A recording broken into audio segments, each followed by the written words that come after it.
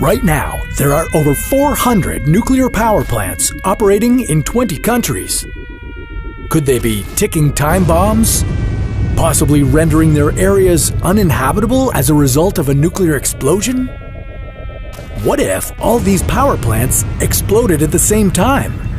Life would become a daily struggle for survival, all while being stalked by an invisible predator: radiation. The Earth would be one giant exclusion zone, a highly radioactive realm filled with danger and contamination that we are forbidden to enter. How would you survive in the exclusion zone, formerly known as the planet Earth? And could this really happen? This is What If, and here's what would happen if all our nuclear reactors exploded at once. You wake up to the sound of a large explosion. It sounds like it came from the nuclear plant on the outskirts of town. Is that a mushroom cloud? Why is the air glowing? Does this mean I don't have to go to work today? Little do you know that your life is about to change completely. The good news is, and we use that term loosely, that you're not alone.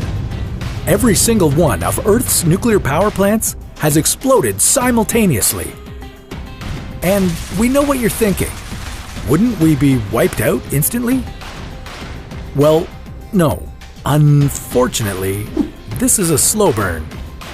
This circle, which I am sad to say we are in, will experience a slower, considerably more painful death. Good Lord! Nuclear reactors don't explode like atom bombs. Their reactors use nuclear fission to generate electricity, but an atom bomb uses nuclear fission to generate energy that causes an explosion. Nuclear reactors are controlled and monitored, while an atom bomb is an uncontrolled fission chain reaction. What all this means is, unlike an atom bomb, nuclear reactors aren't designed to explode.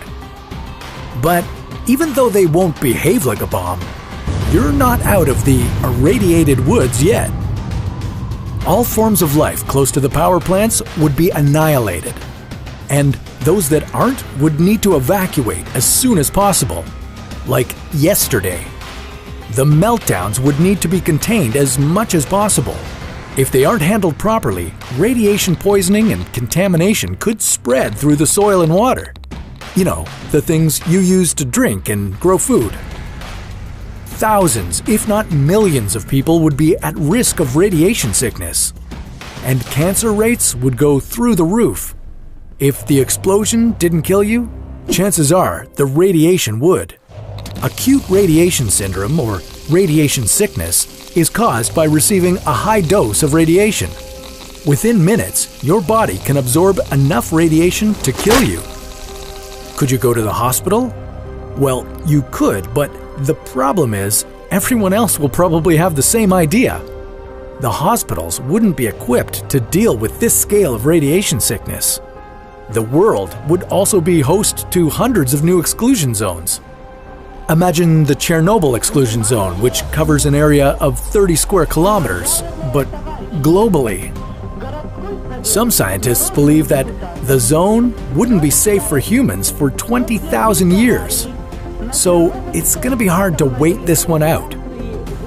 North America has the most nuclear power plants, with Europe in second place. Needless to say, you do not want to be on those continents. Maybe it's time to get out of Dodge and escape to Australia or New Zealand, or even parts of South America or Africa. So this doesn't sound good, right? Well, at What If, we try to remain optimistic even in the face of a nuclear apocalypse. This is fine. So could any good come from this? Well, if you're a nature fan, you'll get a kick out of this. Vegetation would start to envelop the cities affected by the explosions. And once these small plants start to decay, small amounts of soil will build up, and eventually the environment will become habitable for larger plants and trees. There are even some scientists who believe that a disaster like this would help the Earth, causing those people who survive and reproduce to bring about a new, cleaner age for humans. one where we flourish and work with the Earth to achieve new development as a species.